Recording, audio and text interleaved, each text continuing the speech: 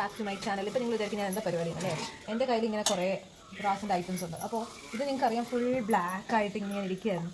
അപ്പോൾ ഞാൻ ഇവിടുന്ന് ഒരു സംഭവം വാങ്ങിച്ചു. This is called as Pitambari shining powder.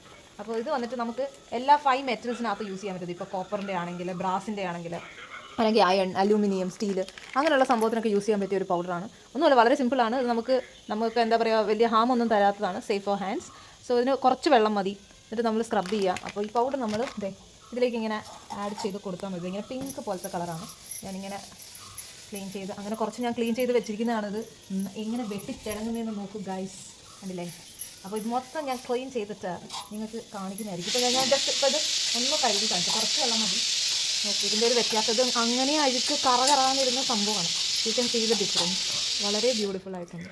അപ്പോൾ ഇങ്ങനെ വീടുകളിൽ ഇങ്ങനെ വിളക്ക് ഇങ്ങനെയുള്ള സംഭവം ബ്രാസിൻ്റെ ഐറ്റംസ് ഉള്ളവർ എല്ലാം ഞാൻ പറഞ്ഞില്ല 5 മെറ്റൽസിന് യൂസ് ചെയ്യാൻ പറ്റിയൊരു സംഭവമാണ്. നിങ്ങൾക്കൊക്കെ ഇത് യൂസ് ചെയ്യാം.